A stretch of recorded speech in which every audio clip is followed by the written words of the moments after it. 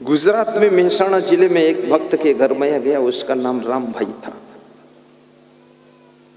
तो उसकी पत्नी बोली, गुरुजी इनको समझा दो पति जी को कि सुबह सुबह फरवा माटे जाए। फरवा माटे मतलब घूमने जाए। तो हमने कहा तुम नहीं समझा पाई तो हम क्या समझाएंगे। बोले 2.5 कुंटल वजन हो चुका है इनका। सोकर उठते हैं फिर खाट पे बैठे रहते। मैं बोलती हूं तो मानते नहीं, नाराज हो जाते। पैदल चलने से शुगर भी नहीं होती है, पैदल चलने से नींद भी अच्छी आती है। और याद रखना, पैदल चलने से भूख खूब लगती है और पैदल चलने से बीपी भी ठीक रहता है। ये ज्यादा रोज डॉक्टर के यहाँ नपाते घूमो, ये भी बेवकूफी काम है। हाँ, ये नाप रहे वो नाप रहे, फालतू नाटक। कुछ नहीं, तुम व्यायाम करो, ऐसे करो, सब ठीक हो जाएगा। अब हाथ में कहीं दर्द हो गया, ऐसे टांगे घूम रहे, ए हाथ दर्द है, दुनिया भर को बता, अरे इसको हिला डुला दो, खून रुका होगा, चालू हो जाएगा, सरसों तेल मालिश कर दो। दुनिया भर की नौटंकी, डॉक्टर के यहाँ लाइन लगाई, फालतू वहां बैठे काम बर्बाद करते हो। एक संग ये सब व्यायाम होना चाहिए। और आज की तारीख में महिलाओं के ऊपर बहुत खतरा मंडरा रहा है, क्यों? इनका सब काम मशीनों ने छीन लिया है। आटा मशीन पीस देती, आटा मशीन मार देती, रोटी मशीन बना देती है, चावल भी मशीन बना देती है, और फिर कुकर में चावल 5 मिनट में रेडी। अब इनको क्या करना है? खाना ही खाना है। अब बेचारियों के पास काम नहीं है। तो जितनी लड़कियां, इतनी पतली पतली छड़ीली लड़कियां थीं मायके में, 3 साल में ससुराल में पहुंची है तो इतनी मोटी मोटी हो गई है कि उसके माँ बाप भी सोचते हैं कि और विकास कुछ हुआ ना हो, लेकिन मेरी बेटी के शरीर और मांस का विकास तो हुआ ही, इतना डेवलप कुछ कम हुआ है।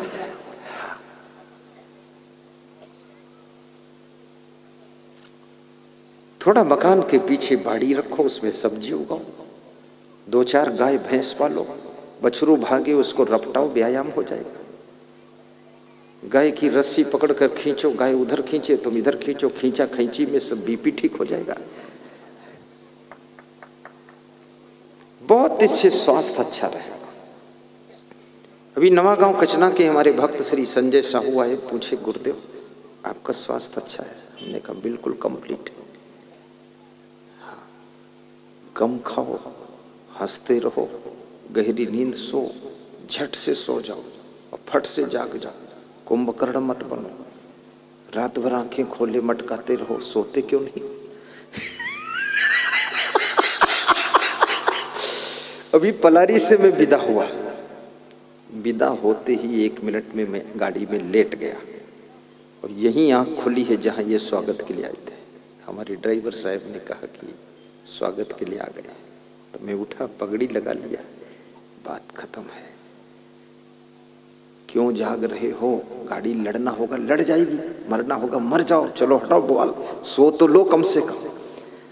टेंशन में आंखें खोले बैठे हो, मत जुगुड़ जुगुड़ देखते हो। अब जो होने वाला है उसको कौन रोक पाएगा? उसी तरह का सिस्टम बनेगा।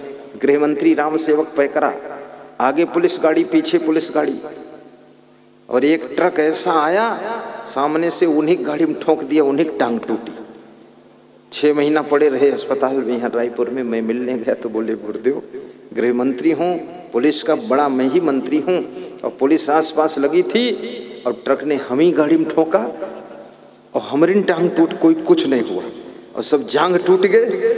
तो हमने कहा मैं आपको मिलने आया, देखने। बोले देखने आए हो, तसल्ली कुछ हो जाएगी, लेकिन गुरुदेव कोई बचा है ना सकत, कुछ नहीं। फालतू चिंता है। कुछ ऐसी घटनाएं होने वाली हैं जिनको तुम रोक नहीं सकते हो, कुछ भी नहीं होने वाला उसमें, फालतू टेंशन पालते हो। कुछ नुकसान ऐसे हैं जिनको तुम नियंत्रण नहीं कर सकते हो। बादल से बिजली चमकी और गिरी, तुम क्या करोगे उसमें? ओले गिर गए, फसल नष्ट हो गई, तुम्हारी क्या गलती उसमें? ये तो बहुत बड़ा सिस्टम है। तुम्हारा भाग्य, तुम्हारा कर्म और प्रकृति और ये मौसम सब बहुत बड़ा झंझट का काम है। अब कितने लोगों के खेतों में ओले गिर गए, फसल खराब हो गई, रोते घूम रहे। अरे रोते क्यों? सबके खेत में गिर गए हैं, फसलें नष्ट हुई हैं। धैर्य रखो, कम खर्च करो, इस साल मकान मत बनाओ, इस साल गाड़ी मत लाओ, तसल्ली करो, रो धो मत, खुश रहो।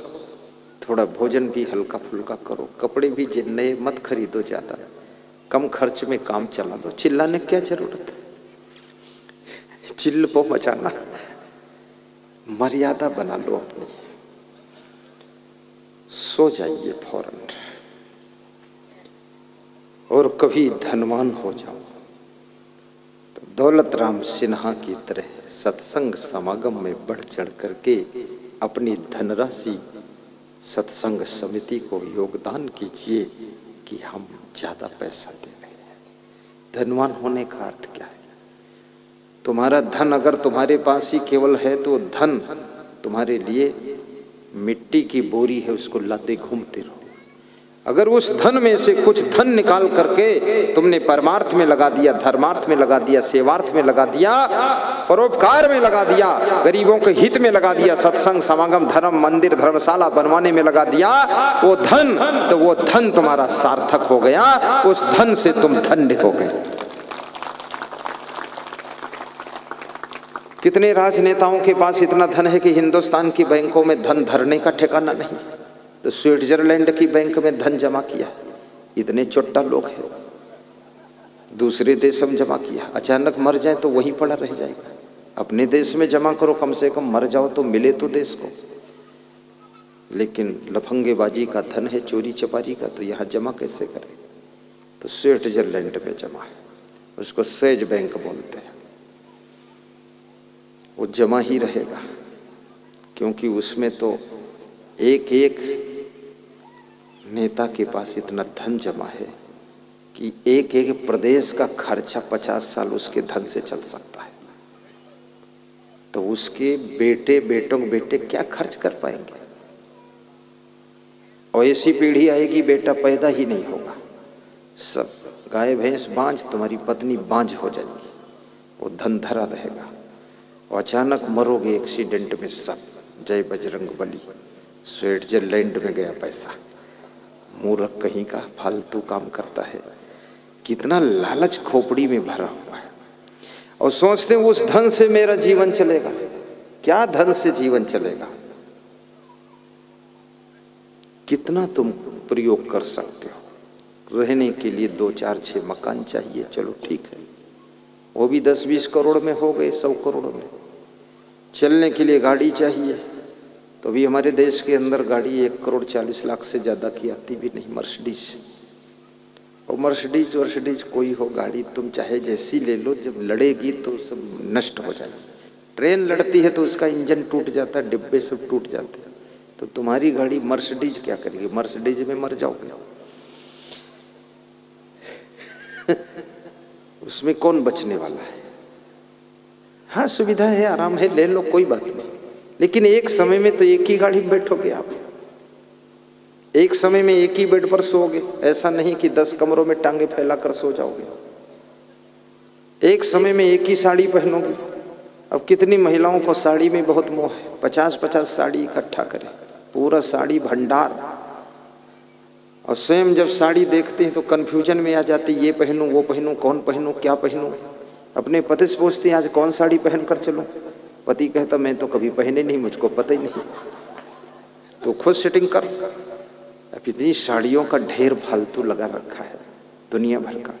अब कंजूस इतनी, लोभी इतनी, किसी गरीब को देगी भी नहीं, पुरानी भी साड़ी नहीं देगी, सब जमा कर कर के ढेर लगाती है। अरे दे दो, क्या इसको इकट्ठा करके करो? ज्यादा साड़ी भी मत खरीदो, झंझट फालतू। तो 10 काफी है, 10 में काम चल जाएगा। गरीबी है तो 5 ही काफी है। और ज्यादा अमीरी है, हर महीने में नई पहनो, पुरानी दूसरे को दे दो, गरीबों को बांट दो, चमचमाती हुई साड़ी पहनो, पुरानी धरोगी, उसको धरना उठाना, जगह अलमारी में भरी पड़ी, खाम खा कचरा गंज बना रखा, हटा दो, दान कर दो गरीब को। पेंट वेंट भी दान कर देना चाहिए, पुराना स्वेटर भी दान कर दो, कभी कभी नया स्वेटर भी कर दो, कभी पैसे हो तो 100-200 कोट मंगा के दान कर दो।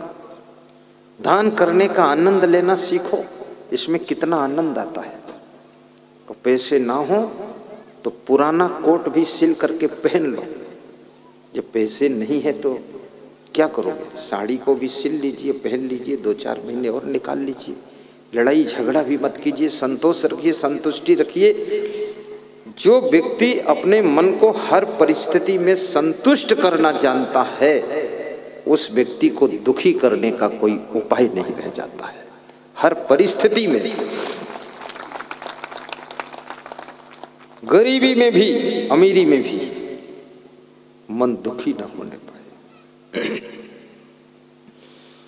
कभी धनवान है कितना, कभी इंसान निर्धन है। कभी धनवान है कितना, कभी इंसान निर्धन है। कभी सुख है कभी दुख है, इसी का नाम जीवन है। गाइए, याद भी कीजिए, थोड़ा याद रहना चाहिए आपको भी। बात को गाओ, सब सुख दुख का नाम जीवन है, इसी का नाम जीवन है, इसी का नाम जीवन है। कभी सुख है कभी दुख है, इसी का नाम जीवन है। मैं निवेदन करूंगा माताओं से और पुरुषों से भी, थोड़ा आप ऊंची आवाज में गाइए, गुनगुनाहट की। मैं तुम्हारा बोल सुनना चाहता हूँ, सुर सुनना चाहता हूँ। हाँ, थोड़ा हंसा भी करो, दांत भी देखना चाहता हूँ कि दांत है कि नहीं है। हाँ, ऐसे खुश रहा करो। कभी सुख है कभी दुख है, इसी का नाम जीवन है। आपके घर में पुत्र का जन्म होता है, आप सुख एहसास करते हैं, लेकिन पिता की मृत्यु होती है तो आपको दुख लगता है। पुत्र के जन्म में सुख, पिता के मरण में दुख। क्या है ये? अगर पिता का मरण नहीं होगा, पुत्र का जन्म कैसे होगा? क्योंकि वही आत्माएं तो ट्रांसफर होकर कभी तुमको पिता के रूप में मिलती है, कभी पुत्र के रूप में, कभी नाती के रूप में।